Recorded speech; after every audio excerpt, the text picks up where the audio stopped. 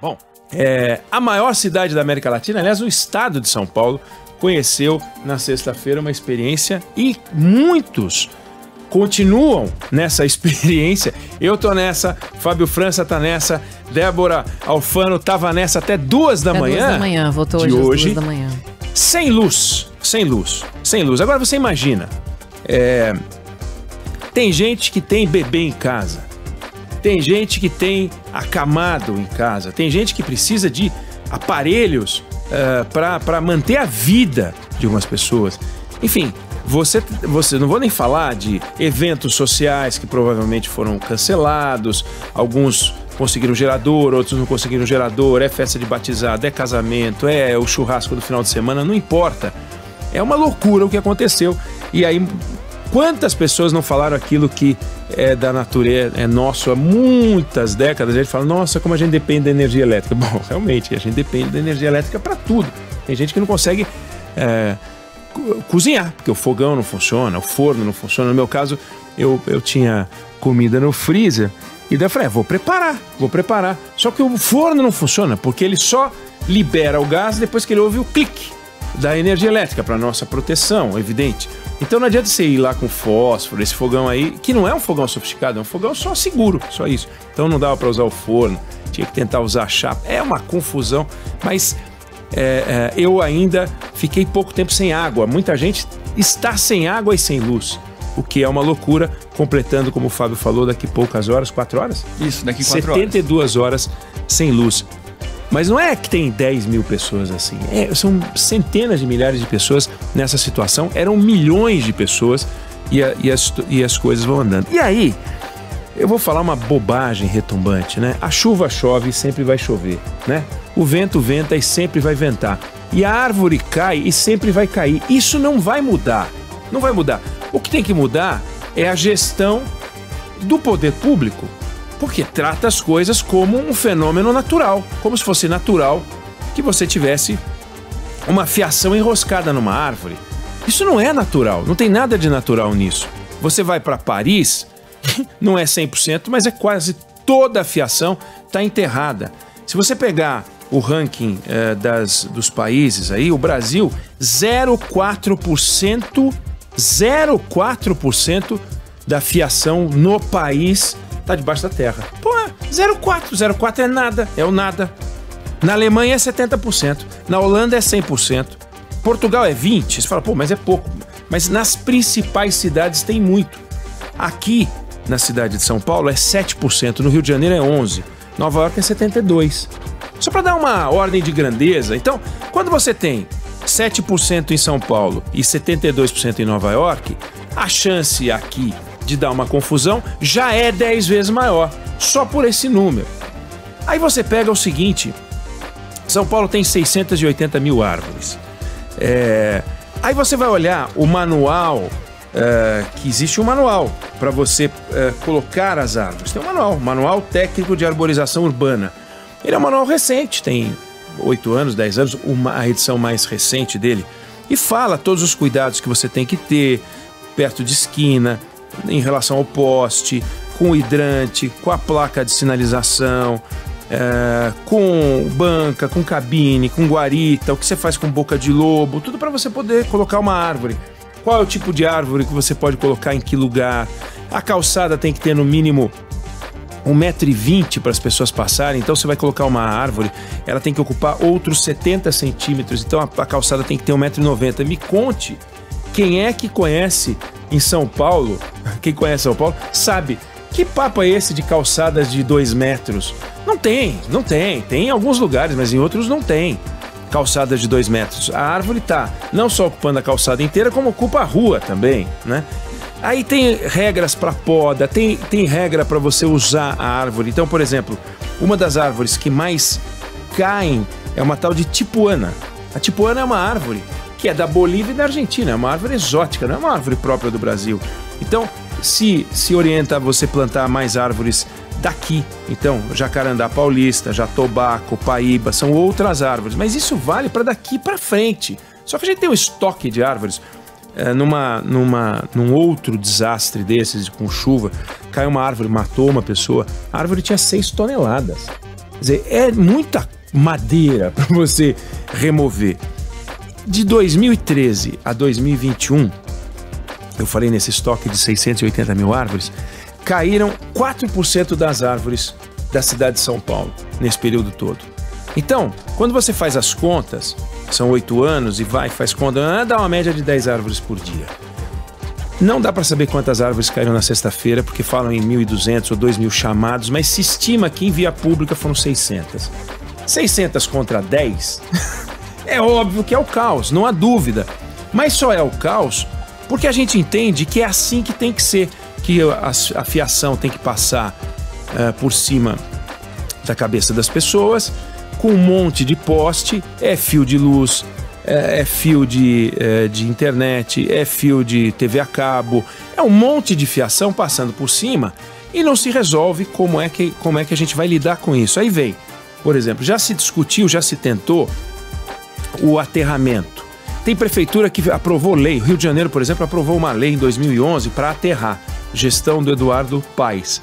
O que aconteceu? Entraram no Supremo Tribunal Federal as operadoras, as concessionárias, para dizer não, a prefeitura não tem alçada sobre isso, quem tem que resolver isso é o poder concedente, que é o poder federal, logo o poder federal é que tem que mandar. O poder federal não manda nada, a concessionária não faz, porque é um custo que ela não quer arcar, com o qual ela não quer arcar, a prefeitura dá uma ordem que não pode ser cumprida, e eu estou falando então, o desastre não é decorrente da chuva. O desastre é decorrente dessa chuva de burocracia, dessa chuva de responsabilidade, dessa chuva de conflitos.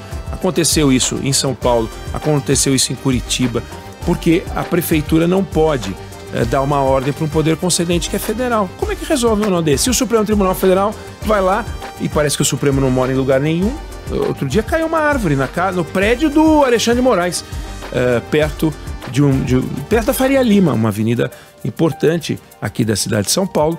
Caiu uma árvore e acertou o prédio do Alexandre de Moraes. Mas é o prédio do Alexandre de Moraes, não é o Supremo Tribunal Federal. O Supremo Tribunal Federal parece que é infenso, não quer saber da realidade das pessoas. Aí, em 2015, fizeram uma portaria em São Paulo, mas aí teve uma liminar do Tribunal Regional Federal da Terceira Região, suspendendo a portaria para iniciar o programa de aterramento de rede aérea da prefeitura. A ideia era aterrar 250 quilômetros por ano de fio.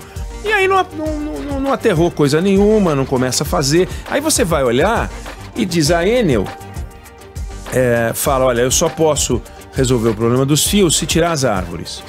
Aí a prefeitura diz, para eu tirar a árvore precisa desenergizar. Você vai dizer que os dois estão errados? Não, os dois estão certos, mas eles não se falam, eles não se conversam. Aí, resultado, hoje vai ter às 4h30 da tarde uma reunião convocada pelo prefeito de São Paulo, Ricardo Nunes, no Palácio dos Bandeirantes, e nessa reunião o prefeito ligou para o presidente da ANEEL. Da ANEEL falou, pelo amor de Deus, faz alguma coisa. Então vai ter uma reunião, o governador de São Paulo, Tarcísio de Freitas, pediu para que fosse o Palácio dos Bandeirantes. Vão estar lá reunidos o governo de São Paulo, Prefeitura de São Paulo, Enel, ANEEL, para ver faz o quê, né? Aí o palpiteiro geral da República, Flávio Dino, já soltou no X, lá no Twitter, uma notinha dizendo a Secretaria Nacional do Consumidor vai autuar a ANEEL, e sempre pegando uma caroninha para variar, né? Mas enfim, o resultado nós temos um problema grave, e esse problema grave não tem solução. A vida acontece nas cidades, aliás, frase repetida várias vezes por vários prefeitos, e não tem solução, né? Não tem uma solução neste momento. Agora, vai chover de novo, nós vamos entrar na estação das águas, das chuvas, vai chover de novo. E aí, como é que vai ser? Nós vamos viver de desastres naturais em desastres naturais, e sempre explicando as coisas pelo desastre natural, sugerindo que a culpa é da chuva, a culpa é do vento. Volto a dizer, a chuva chove, o vento venta, a árvore cai. As árvores, hoje em São Paulo, essa legislação para você fazer o plantio das árvores é recente, boa parte, a maioria das árvores não é muito mais antiga do que isso. Aí você vai olhar, as árvores não têm espaço, elas não têm espaço. Está tudo compactado, elas estão sufocadas. Você vê árvores que elas estão rompendo o piso, porque é uma luta dela para tentar sobreviver. Aí ela não consegue se enraizar, ela não consegue se fixar. Vem uma chuvarada com um vento desse, que aliás um dos papéis da árvore é segurar o vento. o que é bom. Um dos papéis da árvore é produzir sombra, vários papéis que ela tem, né? Coletar o CO2 e tal. Só que tem uma hora que ela chega no limite dela. Aí vem a poda, sistema de poda. O próprio sistema de poda produz problema, porque quando não se faz uma poda com balanceamento adequado, você faz a árvore pender para um lado. Para sorte de muita gente, às vezes o lado para onde a árvore pende é o lado da rua, ou pelo menos não passa um carro, mas é ficar na sorte. Então morreram 7 pessoas, poderia ter morrido 70, 700, a gente não sabe, é a sorte. Então é cabo de energia elétrica, é cabo de telefonia, é cabo de internet, é cabo de TV a cabo, não é um negócio absurdo. E tem um trabalho muito grande com as árvores. Esse ano em São Paulo, foram removidas 10 mil árvores. 10 mil árvores removidas, o trabalho da prefeitura. Mas são remoções programadas. Agora, de uma hora para outra, a gente não sabe se são 600, são 700, são 500, não tem uma estatística. A gente tem um levantamento pelo número de chamados, gente falando em 2 mil chamados. Então, é uma estimativa esse número aqui.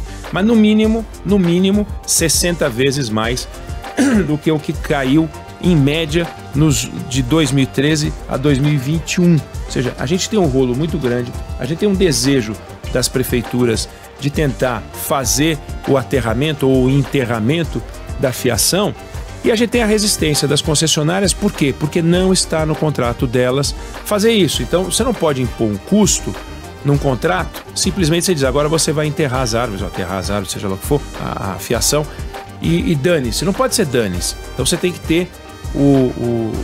ter o reequilíbrio do contrato.